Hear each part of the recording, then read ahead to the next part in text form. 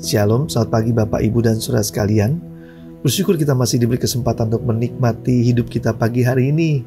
Kita menyadari bahwa hidup kita di dalam rencana Tuhan yang indah. Mari kita datang menghadap tahta Tuhan dengan kerendahan hati kita. Mari kita bersatu dalam doa terlebih dahulu. Selamat pagi Bapa di surga, kami datang dengan kerendahan hati kami menghadap Engkau, Raja di atas segala raja. Pagi hari ini kami mau datang untuk mendengar setiap pesan-pesan-Mu melalui renungan pagi hari ini. Tuhan, bicara dan ajar kami. Kami siap mendengar setiap pesan-pesan-Mu hanya di dalam nama Yesus. Haleluya. Amin. Tema renungan kita hari ini adalah pencobaan-pencobaan biasa. Diambil dari 1 Korintus 10 ayat 10-15. Beginilah firman Tuhan. Dan janganlah bersungut-sungut seperti yang dilakukan oleh beberapa orang dari mereka, sehingga mereka dibinasakan oleh malaikat maut. Semuanya ini telah menimpa mereka sebagai contoh dan dituliskan untuk menjadi peringatan bagi kita yang hidup pada waktu di mana zaman akhir telah tiba.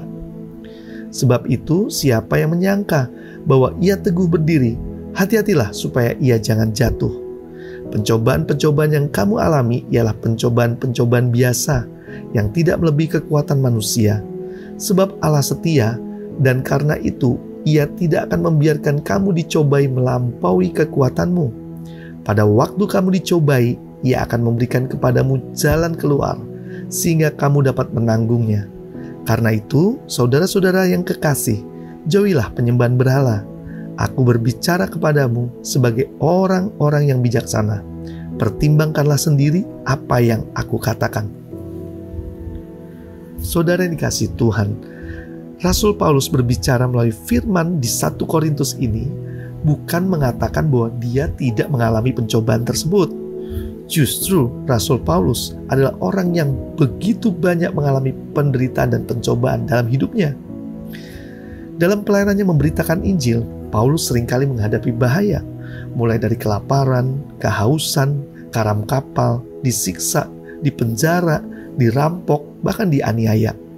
Paulus menderita bukan karena melakukan kejahatan. Dia menderita demi Injil dan demi orang-orang yang tidak dikenalnya. Meski demikian, Paulus menganggap semua hal itu yang dialaminya merupakan pencobaan-pencobaan yang biasa yang tidak melebihi kekuatannya. Setelah saya renungkan, saya mengerti mengapa Paulus merespon demikian. Karena ia menyadari bahwa ada Roh Allah yang tinggal yang lebih besar daripada segala yang dihadapinya. Dan Allah yang berjanji untuk memberikan kekuatan dan pertolongan saat menghadapi segala masalah dan hambatannya. Saudara yang dikasihi Tuhan, rencana Tuhan memberikan pencobaan bukan untuk menjatuhkan kita, karena Tuhan janji pencobaan itu tidak melebihi kekuatan kita. Tetapi kenapa pencobaan terus terjadi dalam kehidupan kita sepertinya nggak berhenti-berhenti? Yaitu untuk meningkatkan kapasitas kita dan kemampuan kita yang lebih dari hari-hari sebelumnya. Tuhan selalu punya rencana dan cara membuat kita semakin kuat, makin kuat, dan semakin kuat seiring dengan kedewasaan rohani kita. Jadi jangan anti akan pencobaan atau masalah yang kita hadapi. Bersyukurlah karena setelah pencobaan selalu ada mujizat dan pertolongan Tuhan. Setiap ada pencobaan selalu ada peningkatan iman. Dan pasti kita akan terkagum-kagum karena kita mampu melaluinya bersama Tuhan. Percayalah pada firman-Nya, saat kita dicobai, Ia akan memberikan jalan keluar sehingga kita dapat menanggungnya. Mari kita berdoa.